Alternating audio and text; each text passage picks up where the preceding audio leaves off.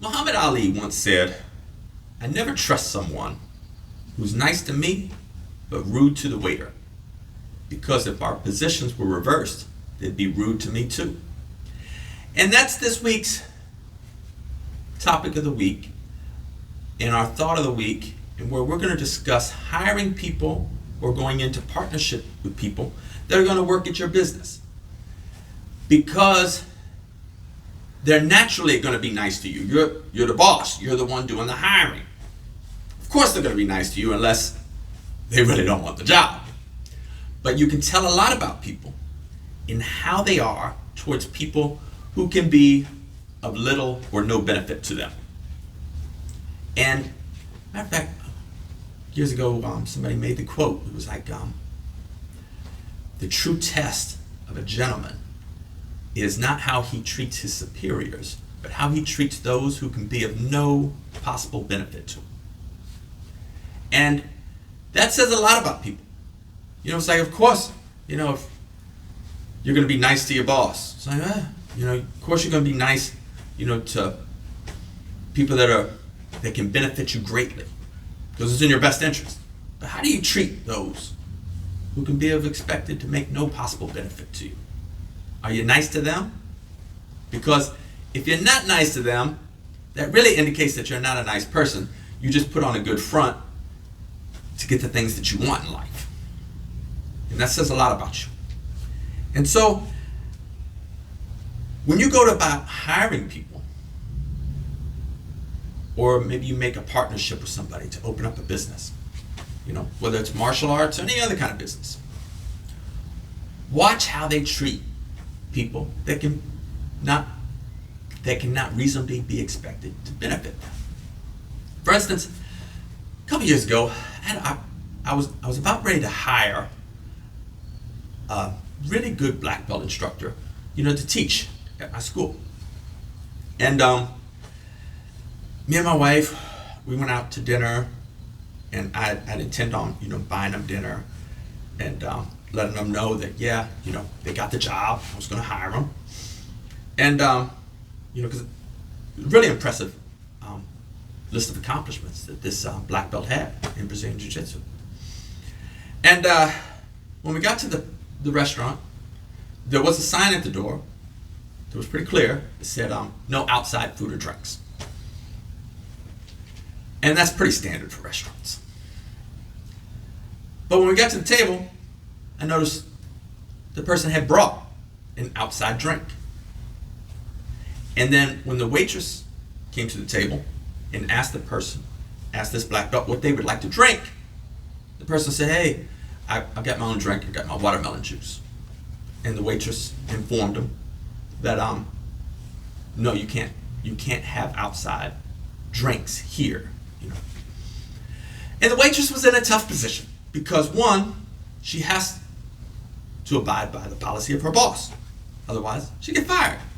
But two, she wants to delicately interact with the customer, because if the interaction doesn't go well, she's not going to get any kind of tip. And waiters and waitresses make the majority of their money from tips, not from salary. So this put the waitress in a very difficult position. And being that at one time in life I worked as a waiter, I could sympathize with the position that the waitress was in. So I continued to watch this interaction. The person insisted that the watermelon juice was doing nobody any harm. And, even like, "Oh, it's just watermelon juice. It's really good for me, It's like, and then as the meal went on, the person had more complaints about the waitress. It was just very rude towards her.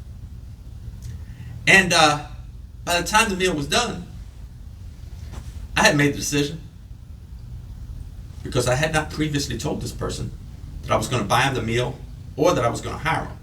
I made the decision, I'm not buying their dinner, let alone hiring them to be an instructor at my school. So this person probably to this day has no idea why they didn't get the job.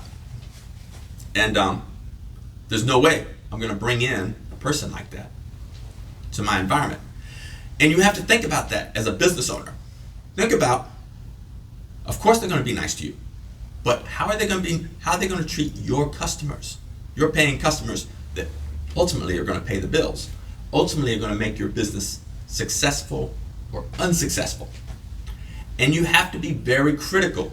You have to be very choosy about hiring people. You can't just hire somebody because they're really talented. Look at their personality. Analyze.